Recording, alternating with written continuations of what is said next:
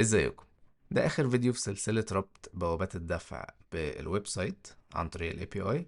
وخلينا نشوف الويب سايت اللي انا عملته. هو طبعا حاجة سريعة كده عشان بس نقدر نتخيل شكل الربط واليوزر فلو في الويب سايت. دي الهوم بيج. المفروض هيبقى فيه هنا صور وحاجات زي كده وريفيوز بتاعت ناس. هنا الكورسات الموجودة على الويب سايت. وبس كده، يعني مفيش حاجة تانية زيادة موجودة على الويب سايت. فلو انا رحت مثلا على الكورس ده اللي هو زو سي ار ام ب2500 جنيه، لو دوست عليه كده هيفتح لي الصفحة او السنجل بيج بتاعة الكورس ده. شارح لي اكتر عن الكورس، وفي هنا زرار اسمه جيت كورس بيفتح لي فورم. الفورم دي لما هملاها هيوديني على بوابة الدفع. وهنا في طبعا شوية معلومات اكتر عن الكورس. فلو انا جيت مثلا مليت المعلومات كده ورحت دايس proceed to payment، هيروح نقلني على بوابة الدفع عشان ادفع الفلوس بتاعت الكورس. هنا طبعا هيحط لي الاماونت واسم الكورس والديسكريبشن بتاع الكورس. عندي السعر هنا تاني، الكوانتيتي، صورة. اقدر ان انا احط الكارد كده وادفع.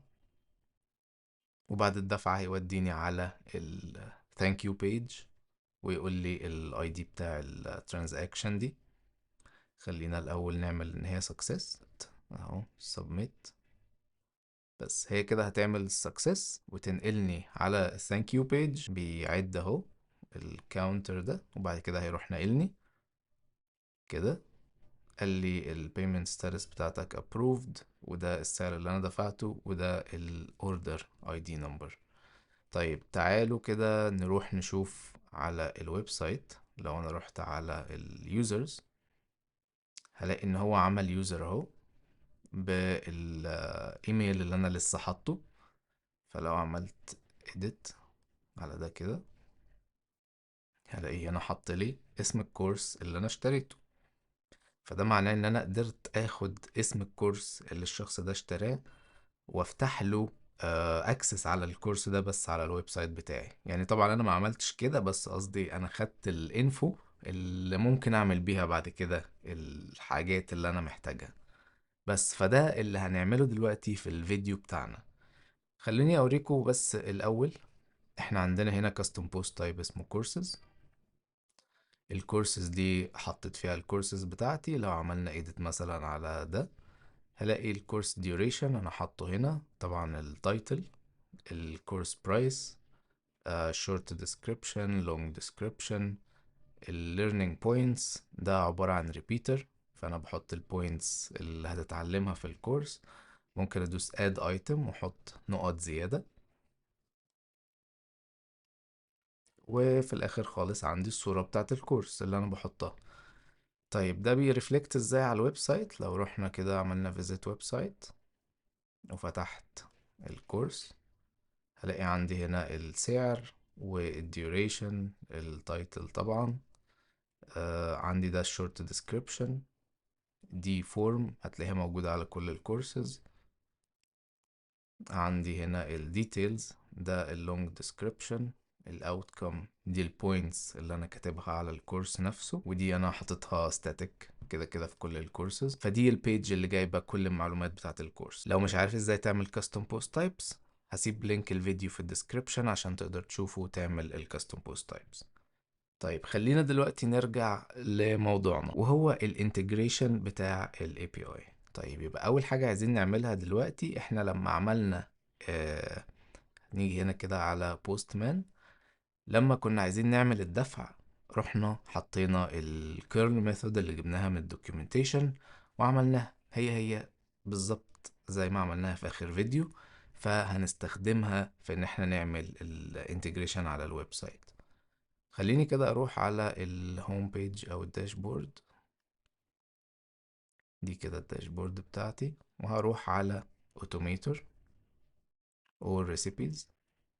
دي ريسيبيز انا عملتها. اول ريسيبي هي البيرشيز بتاع الكورس، ان انت بتعمل ال API request ويجي لك التوكن بتاعتك وتعمل ال URL وال redirection.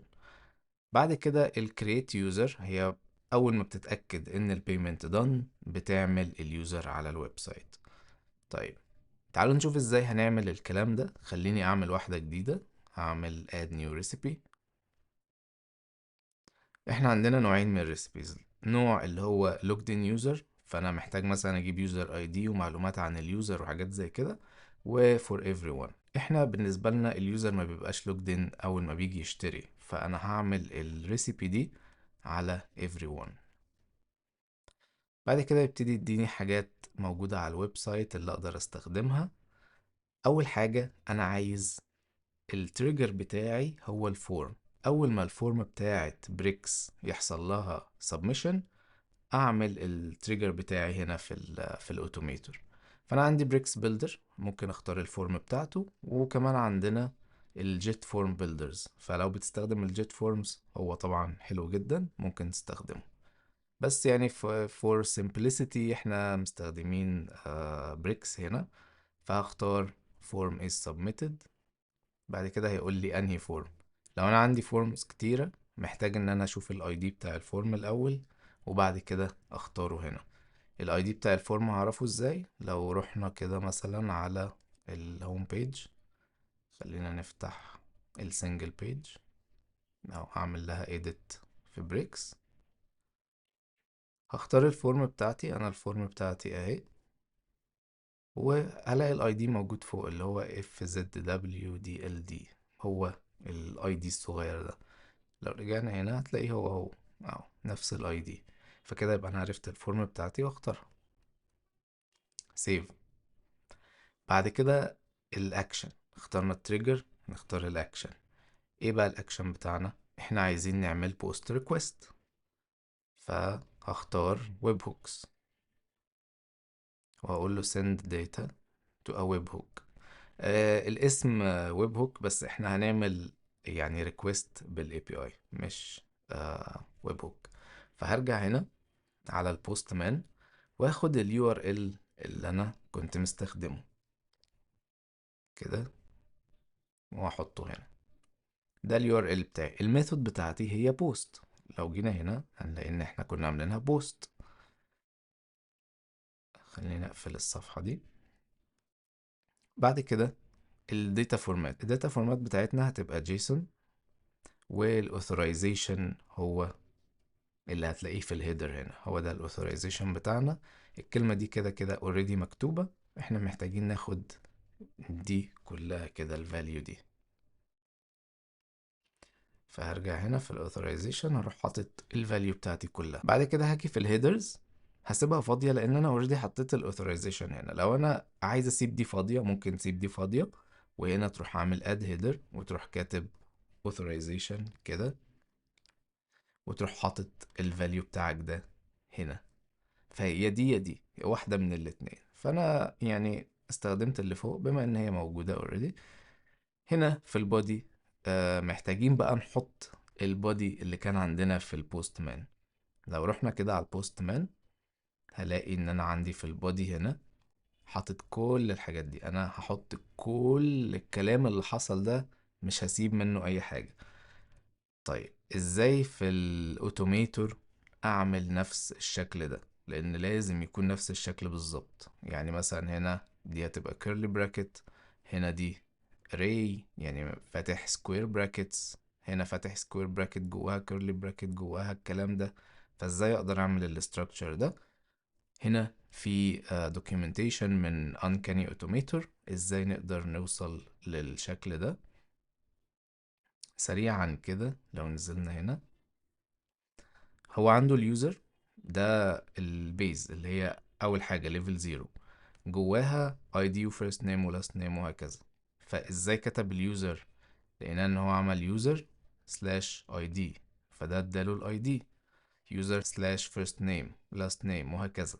ففضل يعمل كل الكلام ده واوتوماتيك. بدل ما انا كتبت دول وكنت كاتب قبلهم يوزر، فكل ده هيكون جوه اليوزر، انا مش هكتب دي، انا بكتب دول وهم اوتوماتيك هيعملوا لي دي. طيب السكوير براكتس ما لقيتهاش موجودة هنا، بس المفروض ان انت هتكتب زيرو، لان السكوير براكت هي بتبقى array. ممكن يكون عندك جوه الكيرلي براكت كذا سكوير براكت، فبتبدأ بزيرو 1 2 3 وهكذا. فتعالوا كده سريعا نشوفها بتتعمل ازاي. انا عندي هنا amount، هاخد الاسم ادي الاماونت، وهاجي هنا اعمل add pair واحط الكي بتاعي. الاماونت محتاج ان هو يبقى number، وخلينا احط الحاجات static دلوقتي كده. فلو قلنا مثلا 200,000، لان احنا قلنا دي بالقروش مش بالجنيه. هعمل بير تاني وهحط الكرنسي، وهتكون EGP، ودي كده كده static فنفس الحاجة. هنا بقى أنا عندي payment methods، وجواها square bracket وجواها رقم. فدي هتتعمل ازاي؟ لو جينا هنا كده نعمل add pair واحط ال payment method على زيرو. زيرو ده اللي هو انا كده في ليفل زيرو. يعني انا لو عندي كيرلي كمان عندي قصدي سكوير براكت بعد ده تاني هيبقى رقم 1. فانا كده في رقم زيرو هحط الرقم بتاعي ده فيكسد، فهحطه زي ما هو number paste. طيب تعالوا كده نعمل تشيك على الداتا، او amount currency payment method ادي السكوير براكت وحط لي الرقم كده كله صح. طيب اكمل.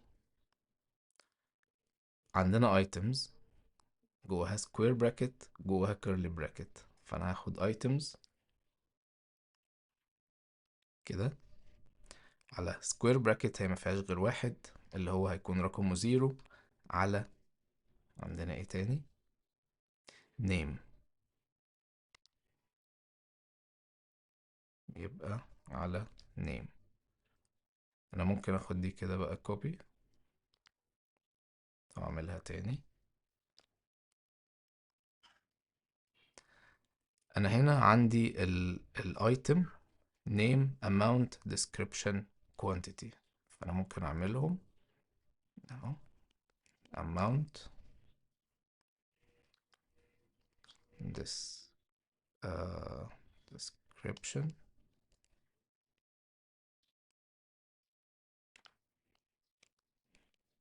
quantity. الايتم نيم هنجيبها ازاي؟ هنجيبها انا عايز اوريكم حاجة مهمة جدا الاول. لو رحنا على الفورم، انا عايز اوريكم الفورم معمولة ازاي. لو رحنا كده على السنجل بيج وعملنا لها edit، الفورم عندي بتاخد البيانات اللي احنا شايفينها، اللي هو الفيرست نيم لاست نيم فون وايميل، وبتاخد حاجة كمان اللي هي البوست اي دي. يعني البوست اللي انا موجود جواه ده بيجيب لي الاي دي بتاعه في هيدن فيلد. الفيلد دي مش ظاهرة، وهي بتجيب الاي دي اوتوماتيك تحطه في الفيلد اللي اسمها بوست اي دي. فبالتالي هنا انا لما هاجي انا عايز الايتم نيم اجيبها ازاي؟ هاجي اروح اعمل كده دايس على الايكون دي عشان اجيب دايناميك داتا، وهاجي على الفورم، مش الفورم، هدوس على ادفانسد واقول بوست ميتا. هيقول لي بقى البوست اي دي اللي انت عايز تجيب منه الداتا دي ايه هو. هقول له ساعتها ان انا عايز اجيب الاي دي من الفورم، الفيلد اسمها بوست اي دي، والميتا كي هو بوست تايتل. انا عايز البوست تايتل. هنا مثلا الاماونت هعمل نفس الكلام advanced post meta البوست اي دي من الفورم اهو. بعد كده البوست ميتا بتاع الاماونت. بوست ميتا بتاع الاماونت هجيبه ازاي؟ خلينا نرجع كده هنا، هروح على الكاستم بوست تايب بتاعي، افتح اي واحد فيهم، هلاقي عندي هنا البرايس اهو، ده الاسم بتاعه. فهاخده كوبي كده وهرجع تاني في البوست ميتا احطه paste confirm. وهكذا بقى description quantity، وابتدي احط كل الحاجات اللي عندي هنا. طبعا عشان الوقت انا مش هفضل احط كل ده تاني، فخلينا نشوف اللي انا كنت عاملها قبل كده. لو رحنا على all recipes، purchase course اهو، انا هنا عندي الفورم تمام مختارها، وهنا عندي الويب هوك اهي، ادي اليو ار ال بتاعي، مختار بوست، مختار جيسون، حاطط الاوثرايزيشن، عامل الحاجة زي ما اتفقنا عليها amount currency وهكذا. الاماونت طبعا انا جايب السعر ومزود عليه صفرين، عشان السعر اللي موجود على الووردبريس هو سعر بالجنيهات، انا محتاج ازود عليه صفرين عشان يبقى السعر بالقروش. الاي جي بي ثابتة هنا اهو، البوست جايب البوست اي دي وجايب منه البوست تايتل، نفس الحاجات اللي كنت عاملها هي هي. طيب في حاجة هنا اسمها image. الايمج دي انا عرفت ان هي موجودة مش من الدوكيومنتيشن، هم مش كاتبينها في الدوكيومنتيشن، بس انا لما بعت الريكوست ده، لو جينا بصينا هنا الريسبونس اللي جالي، هلاقي فيه، لو دورنا كده هلاقي فيه ان هو كاتب لي هنا image في الايتم، حاطط لي image وكاتب لي null عشان انا ما حطيتش حاجة هنا. فبالتالي انا قلت انا عايز صورة، فطب ما احط image في الريكوست، فرحت حاطط image في الريكوست وحاطط اليو ار ال بتاع الايمج دي. طيب هنا انا حاطط item slash zero slash image، يعني حاططها مع بقية الايتمز، وحاطط اليو ار ال اللي انا عايزه هنا. طبعا لو عايز الدايناميك يو ار ال هتدوس هنا، ونفس الطريقة ديت. بس بعد كده بقية الحاجات مكملينها، وجايب الداتا من الفورم، حاطط التايم بتاع الاكسبايري، وبعد كده هنا بقى حاطط النوتيفيكيشن يو ار ال. النوتيفيكيشن يو ار ال ده اول ما يحصل السكسس هيبعت لك عليه. طيب احنا محتاجين نعرف هنعمل ازاي الموضوع ده، فخلينا كده هنسيب دي فاضية. اول ما انت بتعمل دي في الاول هتسيب دي فاضية، يا اما هتكون حاطط هنا لو جينا هنا كده هتكون حاطط الويب هوك اللي احنا كنا بنستخدمها قبل كده من هنا.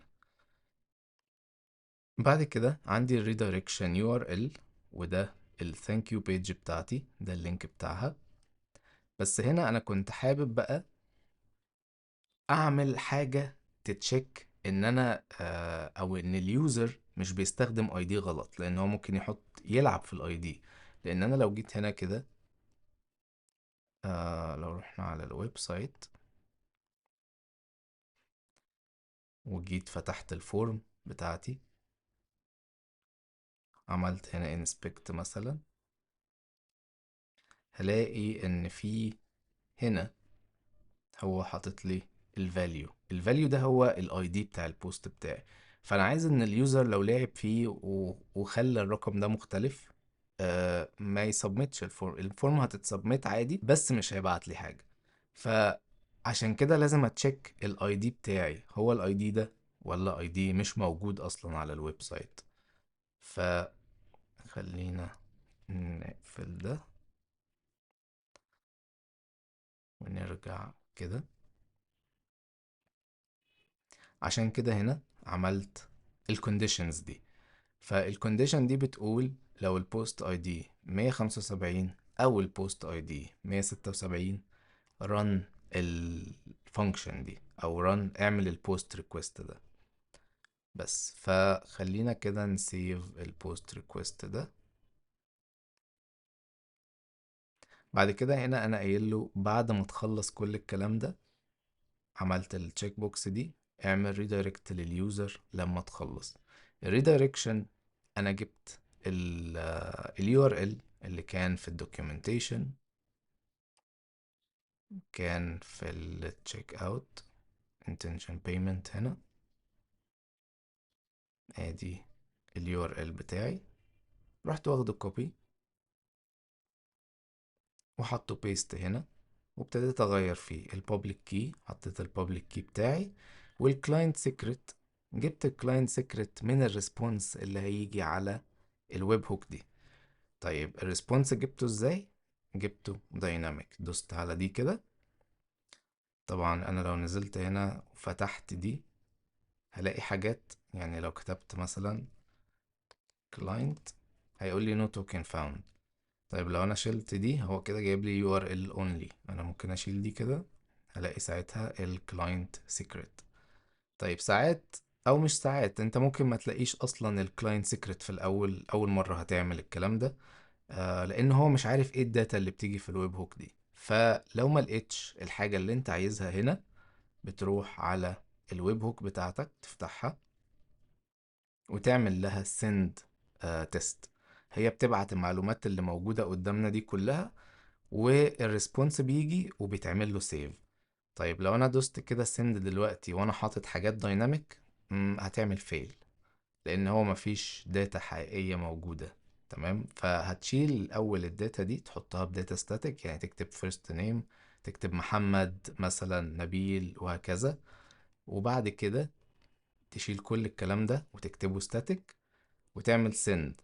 هيجيلك الريسبونس تعمل له سيف، وبعد كده تبتدي تحط الداتا الدايناميك بتاعتك تاني وتنزل هنا. ساعتها هتلاقي الكلاينت سيكريت اللي انت بتدور عليه، او الحاجات اللي موجودة عموما كلها في الريسبونس بتاع الويب هوك. هعمل على ده سيف، ويبقى انا كده خلصت كل الاجزاء بتاعتي هنا. طبعا عشان اعمل اكتيفيت للحاجات دي لازم اعمل لايف هنا، ولايف هنا، ولايف هنا، ولايف هنا. تمام، عشان ساعات الواحد بينسى وده ما بيشتغلش اوتوماتيك، يعني في الاول هتلاقي دي مقفولة معمولة درافت كده، هتلاقيه مش شغال.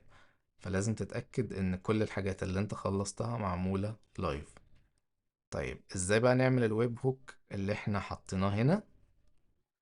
هنرجع تاني على ال all recipes وعملنا ريسيبي جديدة وسميتها create user. خلونا نعمل لها edit كده. اخترت ويب هوك، يعني لو رجعنا وعملت من الأول خليني أعمل واحدة جديدة أهو، create new recipe، عملت for everyone confirm. اخترت ويب هوك، بس المرة دي الويب هوك في التريجر مش في الأكشن. فالويب هوك في التريجر هيديك عنوان، يعني أنا لما اختار دي باي ديفولت هيديني عنوان أنا مقدرش أغير فيه، هو ده العنوان اللي هو اداهولي. هاخده كوبي واروح احطه في الويب هوك التانية اللي هو هيستخدمها. بس خلينا بقى ايه نمسح ده، تراش، وده كمان. نرجع للكرييت يوزر بتاعنا. طيب انا عملت الويب هوك اهي، هفتحها. ده العنوان بتاعي، خدته كوبي حطيته هناك. الداتا فورمات لو مش متأكد منها خليها اوتو، بس هي جيسون. الهيدر احنا مفيش هيدر، هو بيبعت لي على طول. ودي الحاجات اللي بتيجي كلها. طبعا الحاجات دي انا ما كتبتهاش، انا رحت نازل كده. طبعا ما كانش فيه كل الكلام ده، كتير جدا. رحت كاتب get sample. اول ما بتعمل get sample بيفتح لك لمدة دقيقة ان انت تبعت عليها. فبدوس get sample واروح رايح على بوست مان مثلا، واروح قايل ايه هنا كده، اروح حاطط الويب هوك بتاعتي. اول ما اعمل تريجر هيروح باعت لك على طول هناك الداتا اللي تحت دي كلها، وتروح متسيفة زي ما احنا شفناها كده. يعني مش هنحط اي حاجة، هتلاقي السامبل جاتلك سيف، هتلاقيها بقت زي ما احنا شايفينها كده. بس بعد كده الاكشن، عايزين نتأكد الاول ان احنا البيمنت سكسس. فهاجي هنا بقى هعمل create user، اخترت ووردبريس من الاكشنز واخترت create user. طيب اليوزر نيم، انا باخد كل الحاجات دي من الويب هوك اللي فوق عن طريق الدايناميك، يعني بختار كده مثلا واقول الويب هوك، وبعد كده اختار الداتا. انا مش لاقيها مثلا فاكتبها في السيرش هنا كده name، فجاب لي هنا company، هنا shipping data first name، فخليت هنا الفيرست نيم، هنا الايميل الفيرست نيم اللاست نيم، وهكذا. الرول بتاعه اخترت ان هو يبقى سبسكرايبر، اكيد مش هيبقى ادمنستريتور. وبعد كده اخترت ميتا، لان انا عامل ميتا فيلد في اليوزر، ان هو في ميتا فيلد اسمها كورس تاخد الايتم نيم اللي هو اسم الكورس. لو سيبناها كده، الريدايركشن ده بيحصل لما البيمنت يسكسيد. بس طبعا يعني ما ينفعش ان احنا نسيبها كده، فلازم بعد ما تسيب الكلام ده نيجي هنا على الفلترز ونقول ان احنا عايزين نعمل فلتر ان ده يشتغل لما حاجة معينة تحصل. هنختار التوكن. التوكن ايه هي؟ لو اخترنا كده من الويب هوك دي، أم، مش فاكر كان اسمها مسج تقريبا.